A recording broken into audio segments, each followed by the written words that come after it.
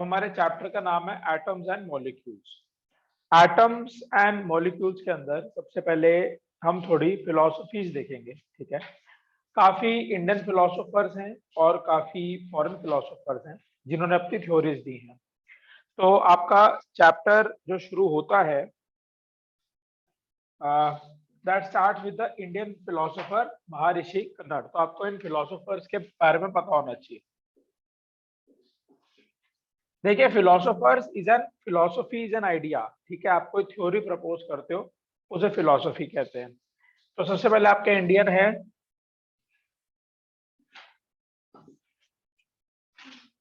महर्षि कन्नड़ जो है, इन्होंने ये चीज बोली कि अगर आप कोई भी मैटर डिवाइड करते जाएंगे, if you keep on dividing it, finally you will reach the smallest particle.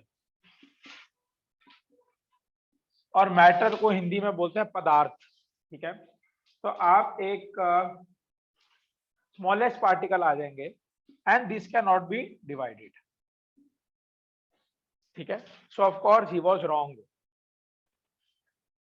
क्योंकि आप एटम को डिवाइड कर सकते हो इनटू इलेक्ट्रॉन, प्रोटॉन, न्यूट्रॉन्स। तो उन्होंने ये थ्योरी दी कि कोई भी चीज को लो, उसे आप डिवाइड करते जाओ करते जाओ, एक टाइम ऐसा आएगा आप एक छोटे पार्टिकल के ऊपर आओगे which can no longer be divided. उसके बाद एक और फिलोसोफर है एंड इनको इस पार्टिकल को उन्होंने बोला परमाणु, राइट। उसके बाद फिर एक और फिलोसोफर फाकुदा का मानना, थोड़ा अजीब सा नाम है, ये थोड़े कम फेमस है, मतलब डायरेक्टली ऐसे क्वेश्चन नहीं आता कि इनका वो बताओ, बट आपको पता होना चाहिए। और इन्होंने इसका उल्टा बोला। इन्होंने बोला कि जो भी मैटर है वो कैसे बना है, बाय कंबाइनिंग मेनी थिंग्स। तो इसका उल्टा कि अगर आप जो परमाणु, जो स्मॉलेस्ट पार्टिकल है, उन सबको कंबाइन करते जाओ, सो एक ऐसा स्टेज आएगा जब आप मैटर पे पहुंच जाओगे, ठीक है। और दो और हैं, डेमोक्रिटस एंड ल्यूसिफस, इन्होंने भी यही बोला। और डेमोक्रिटस ने इसको एटम बोला। एंड फाइनली एंटनी एल लेवॉइजर,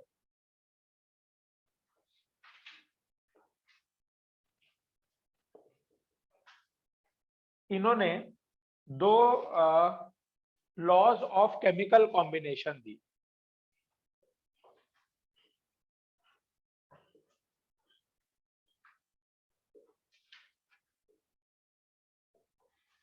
ठीक है, केमिकली अगर आपको चीजों को कंबाइन करना है तो इन्होंने उसके लॉज दिए, रूल्स दिए, ठीक है।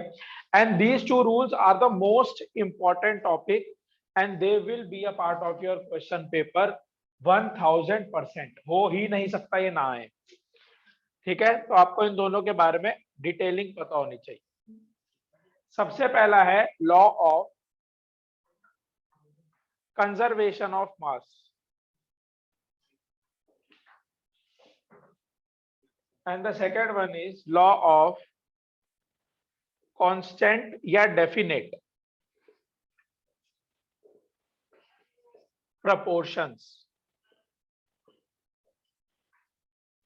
ठीक है।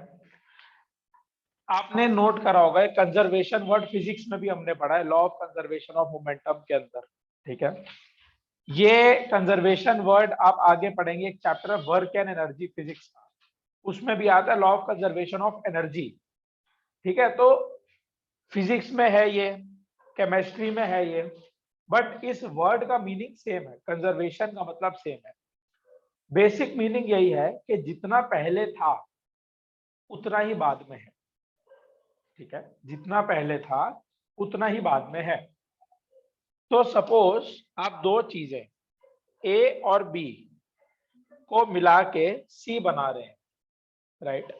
ए का मास है 10 ग्राम और इसका है 5 ग्राम, तो ये 15 ग्राम ही होगा, ना 16 होगा ना 17 होगा। मतलब जितना टोटल इस साइड मास है उतना ही इस साइड भी होगा। क्यों? क्योंकि मास can neither be created nor be destroyed.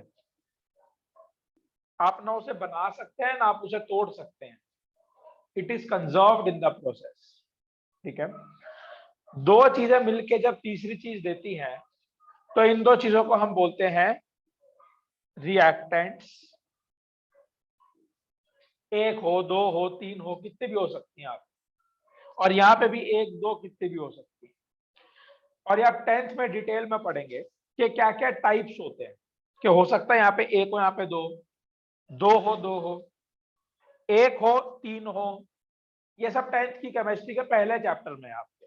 ठीक है, बट आपको बस 9th में इतना समझने की जरूरत है कि यहाँ दोनों साइड कितने भी हो सकते हैं, तो इन्हें बोलते हैं रिएक्टेंट्स। ठीक है, ये गिव्स आउट का sign, so A and B give out C. ठीक है, कई बच्चे केमिकल रिएक्शन में इक्वल टू का साइन डाल देते हैं, विच इज रॉन्ग। और ये जो यहाँ पे आरएचएस में है उसे बोलेंगे प्रोडक्ट्स। तो जो भी एलएचएस में है इक्वेशन के, that is known as reactant, और जो भी आरएचएस में है that is known as product. तो conservation of mass simply means mass can neither be created nor be destroyed in a chemical reaction, it is conserved. तो I hope पहला law of conservation of mass clear है। किसी को doubt है तो please do ask.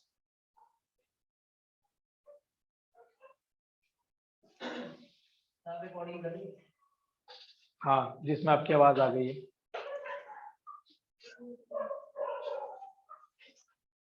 तो important NCERT में इन दोनों की एग्जैक्ट डेफिनेशन इटैलिक्स में लिखी है, जो आपको पता होनी चाहिए। पता, बहुत डिसरिस्पेक्टफुल, बहुत गंदा लगता है, जो आपको एज इट इज लर्न होनी चाहिए। पेपर में आता है state the law of conservation of mass या state the law of constant proportion. तो अगर आप उसे अपने वर्ड्स में लिख के आओगे आपको मार्क्स नहीं मिलेंगे। बच्चे अपने भाषा में लिखाते हैं नहीं, वो आपसे लॉ पूछ रहे हैं। आप लॉ को अपनी भाषा में नहीं लिख सकते, लॉ वही चीज है जो ओरिजिनल फॉर्म में है। ठीक है, तो मैं आपको मार्क करा रहा हूं। एनसीईआरटी पेज नंबर 32, पेज 32 में देखो, सबसे ऊपर लिखा है law of conservation of mass states that mass can neither be created nor be destroyed in a chemical reaction. Right, please mark this. ये आपको लर्न करना है, there is no other way. समझ सकते हैं but you have to write it as it is. और इसके नीचे law of conservation constant proportion में इटैलिक्स में लिखा है, देखो सेकंड पैराग्राफ में। ये देखो यहां पे इटैलिक्स में लिखा हुआ है, in a chemical substance the elements are always present in definite proportions by mass। ठीक है, तो अच्छा अब इस पे आते हैं, इसका क्या मतलब है। देखो, हमें पता है कि हाइड्रोजन और ऑक्सीजन मिलकर पानी बनाते हैं, ये हमें पता है। बट क्या मैं हाइड्रोजन और ऑक्सीजन को लूं, सपोज दो कंटेनर्स के अंदर, उन्हें मिक्स कर दूं, पानी बन जाएगा? नहीं। देखो, पहली बात तो इलेक्ट्रिक करंट भी चाहिए होता है यहाँ पे। ठीक है, वो अलग बात। चलो इलेक्ट्रिक करंट भी आ गया, मैंने पूरा सेटअप कर लिया, पर फिर भी पानी नहीं बनेगा। रीजन ये है कि वो हमेशा फिक्स्ड रेशियो में होने चाहिए, और इसका रेशियो होता है 1:8।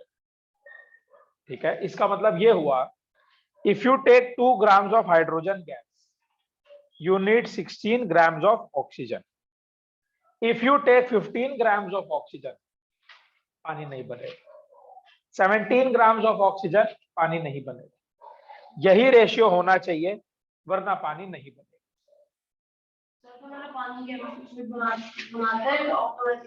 ऑटोमेटिक सर, इलेक्ट्रिक वो चाहिए आपको, इलेक्ट्रिसिटी, इलेक्ट्रिक स्पार्क, और ये फिक्स रेशियो में चाहिए नेचुरली।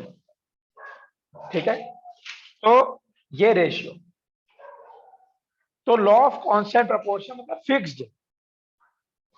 अगर ये फिक्स नहीं है तो पानी नहीं बनेगा। ठीक है, कोई भी सब्सटेंस आप ले लो, देखो magnesium plus oxygen magnesium oxide बनाते हैं, ये नहीं बनेगा, इसका भी रेशियो।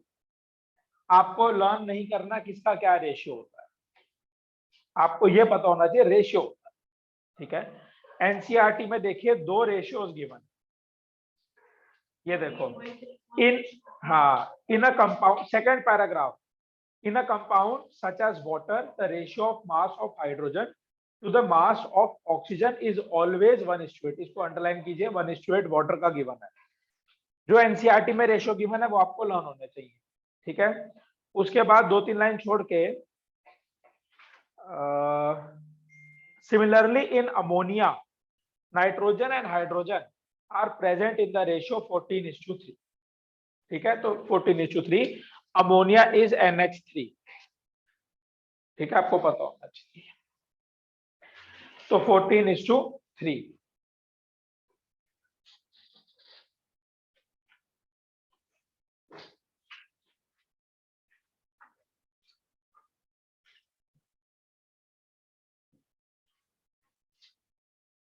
ठीक है, और ये जो लॉज ऑफ केमिकल कॉम्बिनेशन है, इसी के बेसिस पे एक ब्रिटिश साइंटिस्ट जॉन डाल्टन, इसी के बेसिस पे एक साइंटिस्ट जॉन डाल्टन ने अपनी एक थ्योरी दी। और जो एटम वर्ड है ये ग्रीक फिलोसोफर्स ने दिया था। ठीक है, ये ग्रीक फिलोसोफर्स ने दिया था। तो इन्हीं लॉज ऑफ केमिकल कॉम्बिनेशन के बेसिस पे जॉन डाल्टन ने अपनी थ्योरीज निकाली, और इसे डाल्टन एटॉमिक थ्योरी बोलते हैं। और जो डाल्टन की थ्योरी थी वो इन्हीं को समझाते हुए थी। ठीक है, तो ये सब इंटरकनेक्टेड है। तो अब हम देखते हैं कि डाल्टन जो है उनकी क्या थ्योरी थी। तो डाल्टन की थ्योरी के लिए आप राइट कॉलम पे आ जाइए जरा, right column. According to Dalton's atomic theory underline all matter whether element, compound or mixture is composed of small particles called atom। ठीक है, तो डाल्टन की थ्योरी ये कहती है सारी चीजें, एलिमेंट, कंपाउंड, जो मर्जी ले लो, all matter is composed of one and only one thing that is atom. ठीक है, अब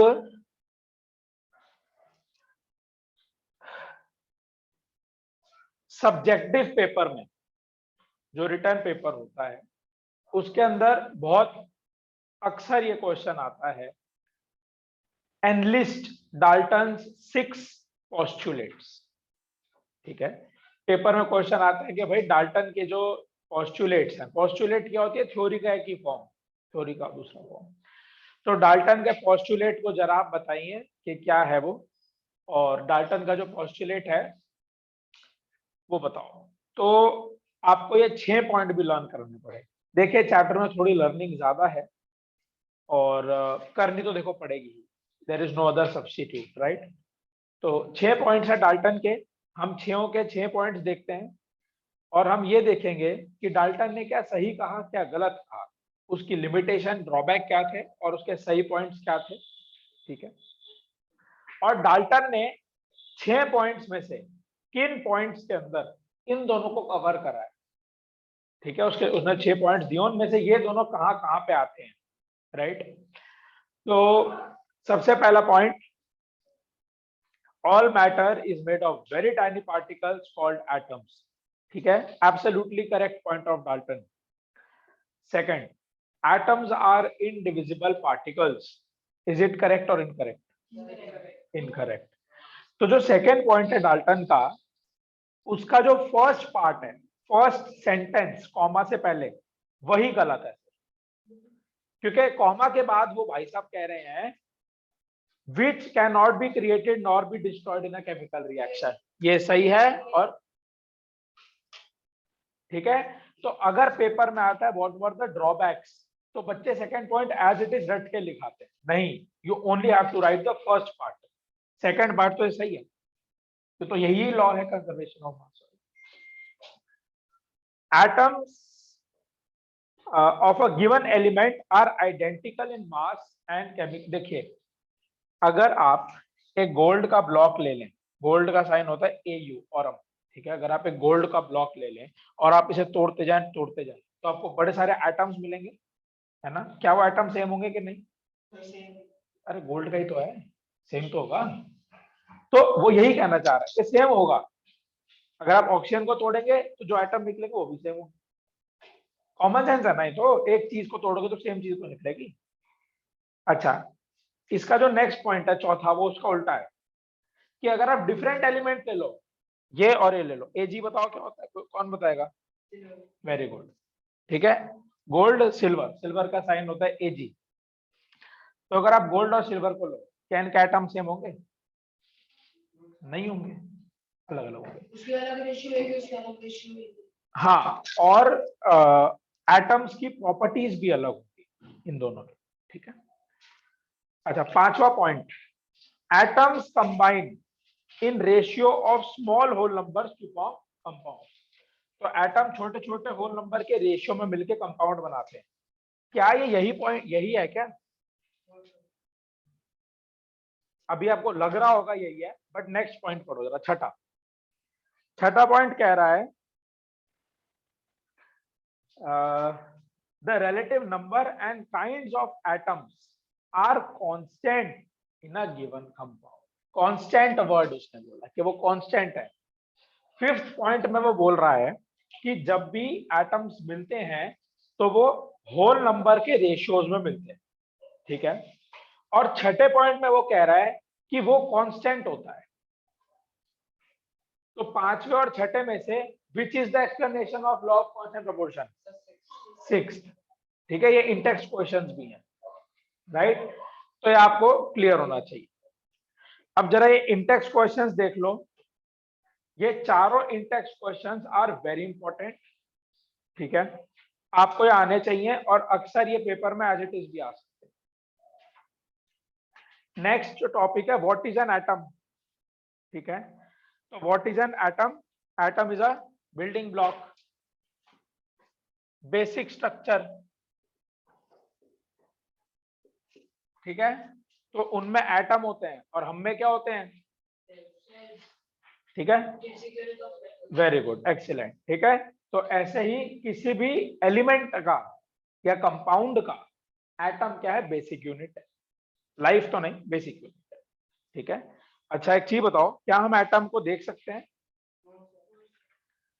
तो क्या मेजर कर सकते हैं उसको? नहीं, मतलब जैसे हम किलोमीटर, मीटर, इनमें तो कर ही नहीं सकते मेजर, तो फिर कैसे करें मेजर? ठीक है, तो उसके लिए उसमें इतना दिमाग नहीं हो, कर चुका पहले चैप्टर। कहीं तुम लोग सोचोगे उसको सब आता है, वो बेचारी देखे जा रही क्यों हर चीज बोले जा रहा है, नहीं आता, ठीक है। हम कैसे मेजर करते हैं उसे? नैनोमीटर, ठीक है। एक अलग यूनिट है नैनोमीटर। ये देखो पेज 33 पे देखो, टेबल ये जरा,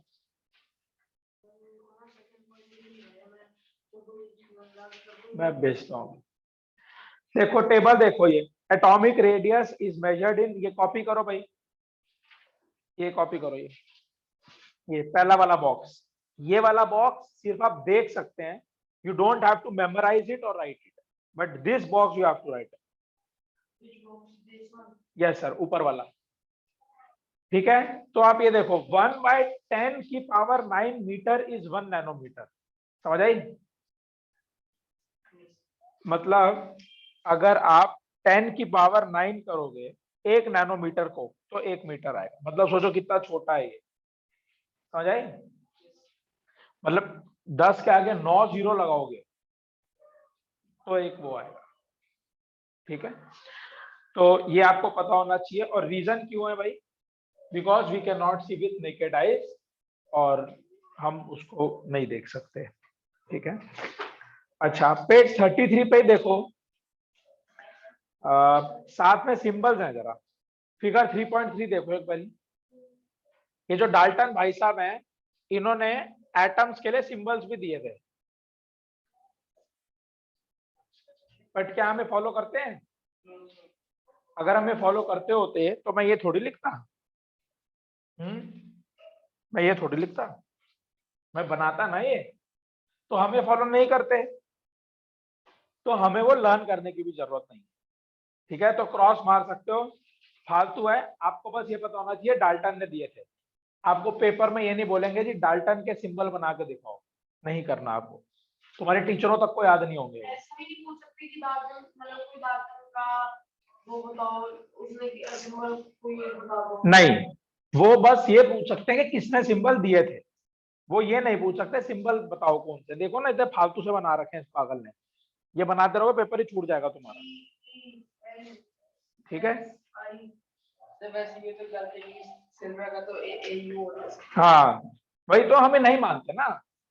हम कौन से मानते हैं, पेज पलटो, हम ये मानते हैं, ये पेज पलट के जो टेबल है हम ये मानते हैं, और ये आपको लर्न करनी है इस चैप्टर में। बताता हूँ, इस चैप्टर में बहुत सारी टेबल्स हैं which you have to learn.